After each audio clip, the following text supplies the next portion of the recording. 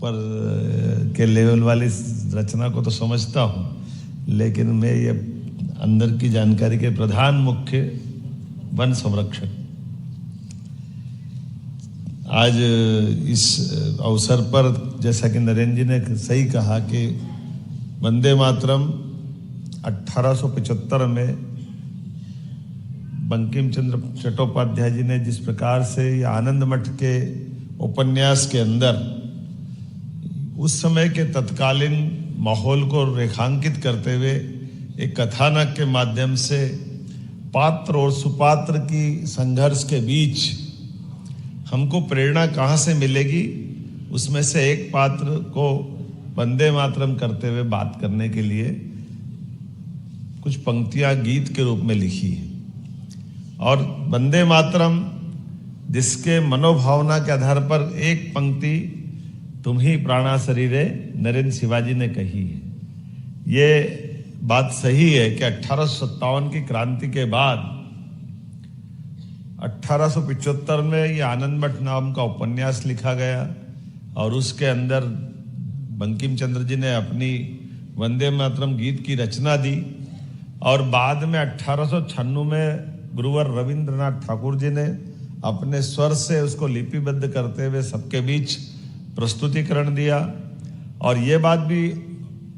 हमारे लिए समसामयिक होगी कि वंदे मातरम के बलबूते पर उस दौर के अंदर जब वंदे मातरम का मंत्र अपने आज़ादी के मतवाले स्वतंत्रता सेनानियों के लिए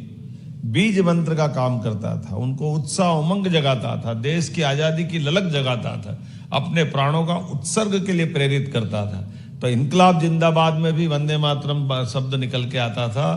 नेताजी सुभाष चंद्र बोस से लेकर चंद्रशेखर आजाद तक ये तमाम देशभक्तों ने वंदे मातरम, मैं अपने देश की वंदना करता हूँ, और वंदे मातरम के उद्घोष के साथ पूरा देश एक उद्वेलित होकर के 1905 में बंग भंग एक बड़ा अंग्रेजों का षड्यंत्र था, जब बंगाल को दो हिस्सों में बांटा जाने का विषय रखा गया, लेकिन वो बंग भंग आंदोलन में उस वंदे मातरम की गूंज ने न केवल बंग भंग को रोका, बल्कि काल के प्रवाह में आज का हमारा बंगाल बचा है बड़े पैमाने पर। तो बड़ी भूमिका उसमें उस वंदे मातरम के मंत्र के साथ तत्कालीन नेतृत्व की भी थी। मैं आज आपसे विस्तार से बात इसलिए कर रहा हूँ कि इसकी 150वीं जयंती, तो वंदे मातरम के लिए, देश की आज़ादी के लिए लड़ने वाले, मिटने वाले, अपने आप को उत्सर्ग करने वाले स्वतंत्र वीर सावरकर से लेकर नेताजी सुभाष चंद्र बोस तक, सरदार पटेल से लेकर महात्मा गांधी तक, वो सारे स्वनाम धन्य बड़े बड़े नाम जिनने देश की आज़ादी के लिए उस वंदे मातरम के बलबूते पर दुनिया भर में अपनी भारत की पहचान बनाई। लेकिन ये बात भी सही कि आज़ादी के पहले इन गीतों से जिस प्रकार से हर एक देश के संघर्ष के समय बने गीतों ने सबका मार्ग प्रशस्त किया, चाहे अमेरिका हो, इंग्लैंड हो, सारे के सारे उनके जो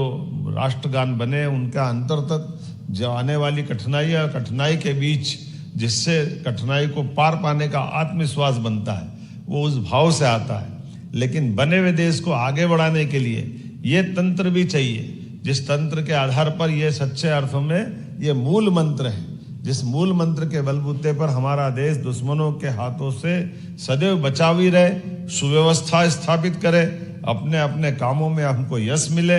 हमारे लिए सौभाग्य की बात है उस उथल पुथल भरे देश के समय जब देश में 600 से ज्यादा रियासतें थी और अंग्रेजों के द्वारा उस समय छोड़े गए एक घटना से तो देश पूरा अलग दौर में था, जब भारत और पाकिस्तान के रूप में देश का बंटवारा हुआ। लेकिन उससे बड़ा दर्द था अलग अलग रियासतों का छूटा जाना। लेकिन एक ऐसे व्यक्ति उस समय चट्टान की तरह देश के साथ में खड़े हुए, जिनने आज़ादी के तुरंत बाद,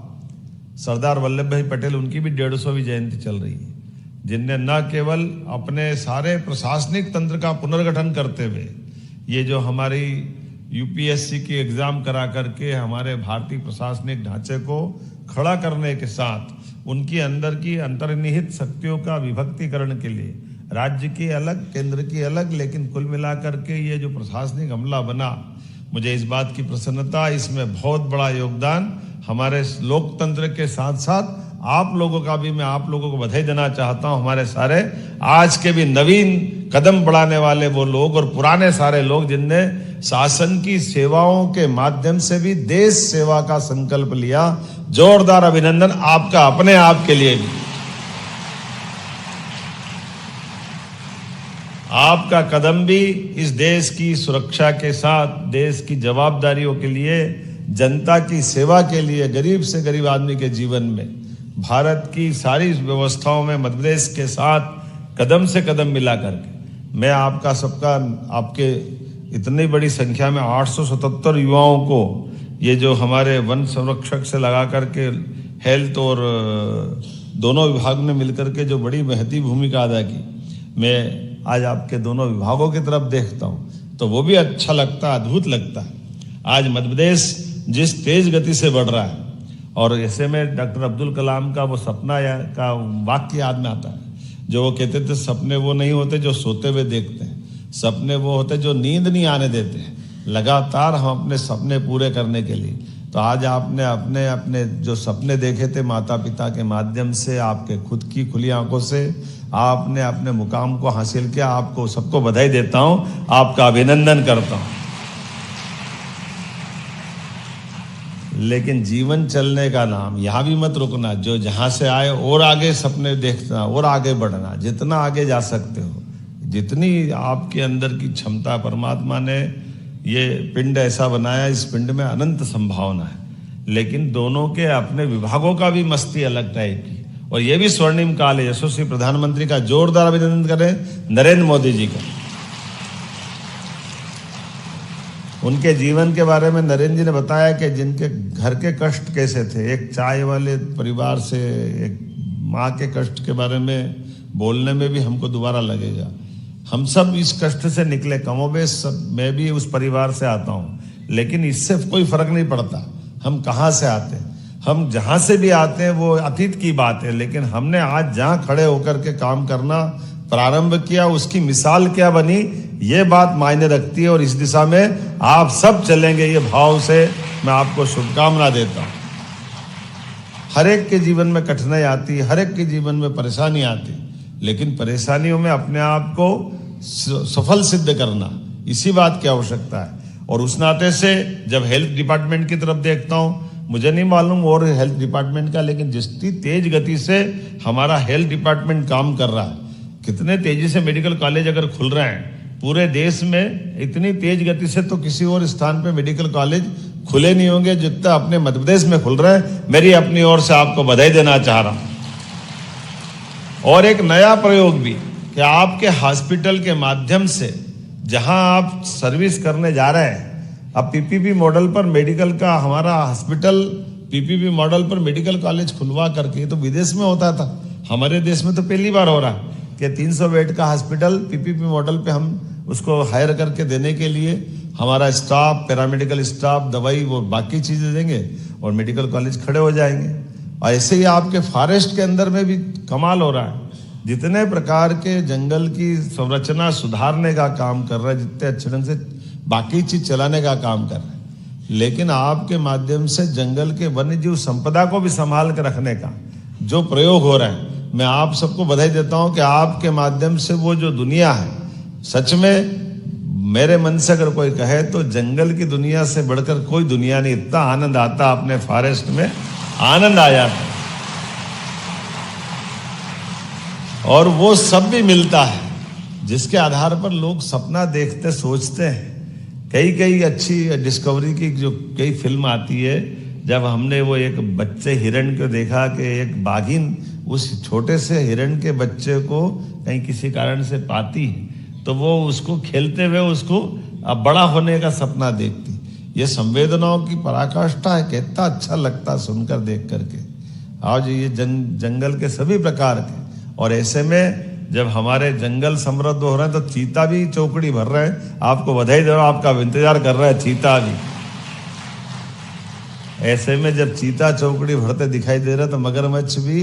माँ नर्मदा की गोद में अपने गोते लगाने के लिए पहुंच रहे हैं। ये भी आनंद हमको आ रहा है। जिस प्रकार से ये जंगल की, जल की, नभ की जितनी भी मूल हमारी अपनी थाती है, जो उनके मूल जीव है, उनको उस तरह के वातावरण में रख कर के देखने का जो आनंद है, ये जो जंगल में किसी पुराने जमाने के समय में तो ऐसे ही होता था, 47 तक भी हो जाता था दुर्भाग्य से। जंगल में शेर दिखाने के, शेर का पहले राजा महाराजा के काल में जंगल में शेर दिखना मतलब डर का माहौल बना देना, और डर के आधार पर उसको बिना कारण से, तो उसका दुष्परिणाम कैसा आ गया। हमने सबने देखा कि चीते का शिकार भी आखिरी बार हमारे प्रदेश के अंदर हुआ, और तब से चीता विलुप्त हो गया। जानवर तो जंगल की शोभा है, अगर आप इनके सबकी हत्या कर दोगे तो बचेगा क्या। मुझे इस बात की प्रसन्नता है कि माननीय प्रधानमंत्री के आशीर्वाद से चीता प्रोजेक्ट भी हमारा फल फूल रहा, आगे बढ़ रहा है। जोरदार अभिनंदन, ये आप सबके योगदान से हो रहा है, ये अद्भुत है। और इतना ही नहीं, चीता तो क्या, घड़ियाल भी देखता हूं, और घड़ियाल को भी क्या बेवकूफ बनाते फॉरेस्ट वाले, मजा आ जाता है। घड़ियाल के अंडे अभी निकलेंगे, और अगले दशक तक घड़ियाल में से, घड़ियाल को वापस जीवनचर्या चलाए रखने के लिए जितने अंडे देते हैं उसमें से आधे अलग निकाल लेते हैं, आधे रेती पे छोड़ देते हैं, और निकले गए अंडों से 2-2.5 साल तक बच्चा भी निकाल करके बड़ा करते हुए 2.5 साल 3 साल का, और फिर मेरे से भी छुड़वाया एक बार चंबल में, मजा आया देख करके। ये भी काम बहुत बढ़िया है। ये जो आनंद है कि हमारे यहाँ चीता, घड़ियाल, वल्चर भी आपने छुड़वाया था। अब वो अलग बात है कि वो बेचारा उड़ा नहीं उड़ा तो कोई बात नहीं, वापस ले आए, फिर ले आया, फिर वापस चलाएंगे। एक कजाकिस्तान से वापस आ गया, उसको मालूम भारत में रहना अच्छा है, कहाँ चक्कर में पड़े, कहाँ कजाकिस्तान में, वहाँ क्या मालूम क्या चक्कर हो रहा होगा। तो मैं मान के चलता हूँ कि जितना ये हमारे विभागों के अंदर के सुख है, और आपको भी एलोपैथिक वालों को बताना चाहूँगा, कोविड के समय से कठिन काल में भी ये जो आयुष डिपार्टमेंट के माध्यम से हमारे सभी क्षेत्रों में समान रूप से ये जो अपनी भविष्य की संभावना है, हमारी प्राचीन पद्धतियाँ, अब उन पद्धतियों में से एलोपैथिक तो है ही है दुनिया भर में, लेकिन एलोपैथिक के साथ साथ भविष्य की बड़ी संभावना हमने अपने भगवान नहीं देखे, लेकिन डॉक्टर को देख लेते हो, डॉक्टर जीवन बचाता तो लगता भगवान क्या करता होगा। आपके रूप में लोग भगवान का दर्शन करते, आपको भी बधाई देता हूँ चिकित्सकों के माध्यम से। हमारी सेवा से और अच्छे से अच्छा होता जाए, जितना अच्छा हो जाए उतना कम है। मेरी अपनी ओर से एक बार फिर हमारा मजबूत मध्य प्रदेश, सुरक्षित मध्य प्रदेश, समृद्ध और स्वस्थ प्रदेश बने, इसी भावना के साथ आपकी सबकी सफल सर्विस की कामना करते मेरी बात को विराम देता हूं। बहुत बहुत धन्यवाद।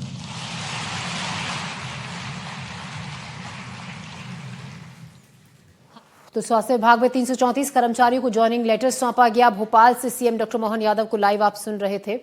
और 877 अधिकारी कर्मचारियों को ये नियुक्ति पत्र सौंपा गया है।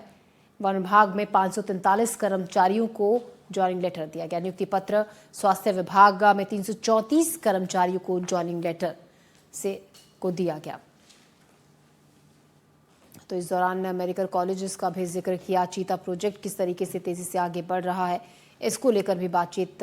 मंच से सीएम मोहन यादव ने की। और